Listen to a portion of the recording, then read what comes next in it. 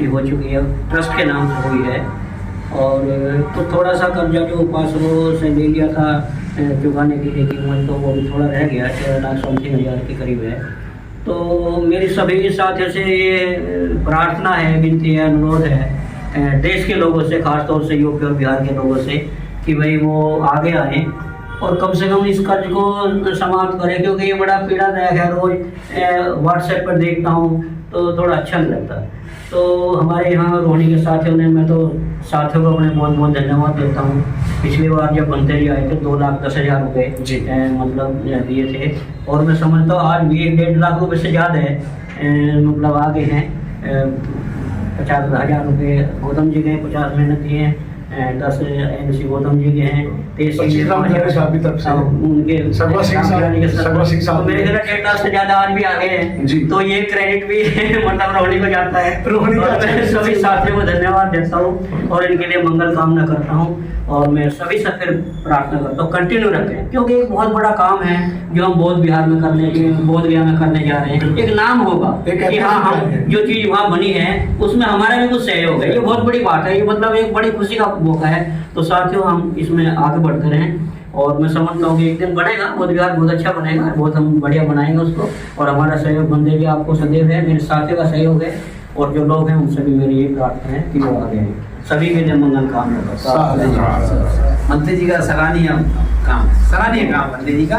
और साथियों से ये निवेदन है कि और गुजारिश भी है पूरे देशवासियों से, ये भव्य बुद्ध विहार बने, और जैसे श्रीलंका, जावा, सुमात्रा कई देशों का बना हुआ है, उससे भी बढ़िया हमारे देश का बुद्ध विहार बने, और हम सब मिलकर इसमें पूरा तन मन धन से जुटे रहें। और हम चाहें कि रोहिणी की भी एक भागीदारी, एक बड़ी भागीदारी हुई रोहिणी की, सभी लोग जानेंगे। मैं आपकी रोहिणी की टीम को उस नजरिया से देखता हूँ, जैसे हमारी बुलंदशहर की टीम ने, जैसे हमारे मुरादाबाद की टीम ने, जैसे हमारे गोरखपुर की टीम ने जो काम करके दिखाया है, उससे टीम से बढ़ करके दिल्ली में आपने जो भूमिका निभाई है आपके रोहिणी ने। और अगर मैं समझता हूँ रोहिणी के एक दिन सब लोग इकट्ठे हो जाए ठीक से, तो ये मैं समझता है कि जब आऊँगा कर्ज में, लेकिन जाऊँगा कर्ज मुक्त हो गए, ऐसा मुझे लगता है। ये हो सकता है, ऐसा बड़ी बात नहीं है, लेकिन अभी हम KP सिंह साहब के पास भी जाएंगे और भी लोग कुछ लोग साथ पास जाएंगे जो कार्य कर रहे हैं बड़ा सराहनीय तो है और बहुत जरूरी भी है, क्योंकि जब भी हम बोध गया जाते हैं तो कई देशों के बुद्ध विहार बड़े आलीशान हैं, लेकिन हमारे देश के लोगों को रहने की बड़ी असुविधा रहती है, और वो हमें कमरे नहीं मिलते। बड़ी जहाँ से हमारी बसें जाती हैं दिल्ली से, लेकिन बहुत परेशानी होती है। और मंत्री जी ने जो काम कर रहे हैं, आने वाले भविष्य में ये एक बहुत बढ़िया काम होगा, जिसमें बौद्ध धर्म को प्रचार प्रसार में बहुत बड़ा सहयोग मिलेगा, और यहाँ के लोग इसमें ज़्यादा शामिल होंगे, क्योंकि दूसरे देशों के तो आते हैं, बड़े श्रद्धा से आते हैं, लेकिन हमारे ही देश में हमारे ही लोगों को रहने की व्यवस्था नहीं हो पाती है। ये मंत्री जी ने बहुत अच्छा काम किया है, इसके लिए साधुवाद। जैसे कि 2 शब्द आप बोले।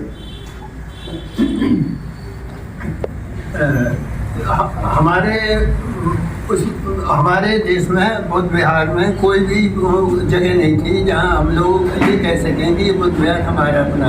वहाँ क्या नाम बोध गया में जो जगह ली गई है, हमारे लिए बहुत सम्मान की जगह है, और सम्मान सबसे ज़्यादा क्रेडिट जो है मंत्री जी को जाता है। उनके लिए जो बहुत धन्यवाद।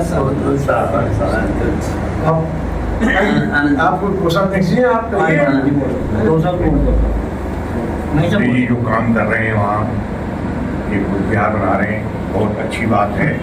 एक और भी योगदान हो गया उसमें, क्योंकि वहाँ भी काफ़ी बुद्ध विहार हैं, तो हमारा भी एक बुद्ध विहार हो जाएगा।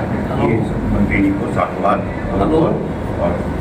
और आगे से करते रहेंगे, सारा जो भी काम होगा।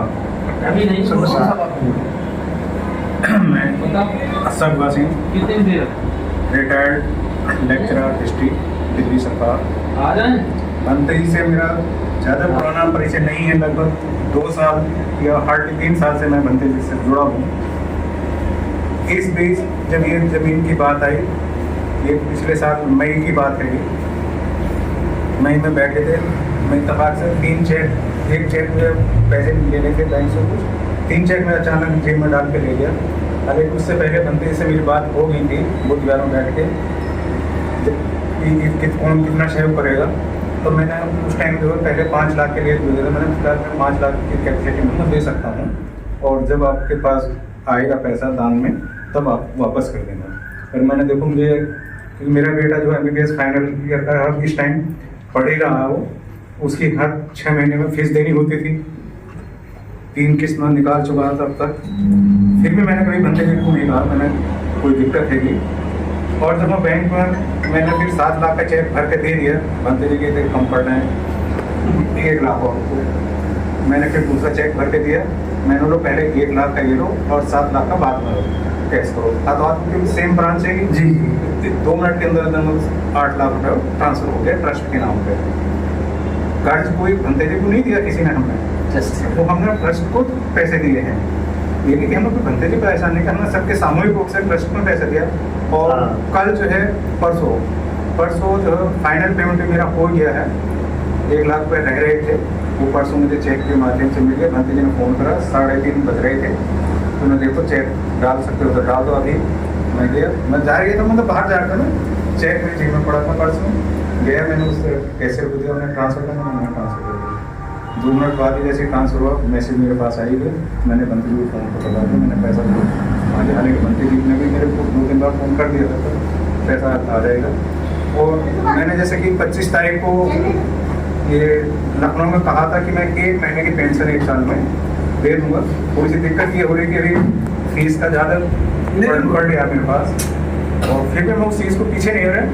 हो सकता है मैं अगस्त अक्टूबर में जो वो 1 महीने की पेंशन अपनी दे दूँगा, और कभी भी जरूरत पड़ेगी किसी भी रूप में नहीं, मैं पीछे नहीं हटने वाला। धन्यवाद। रामधारी साहब प्लीज अपना योगदान बताएं।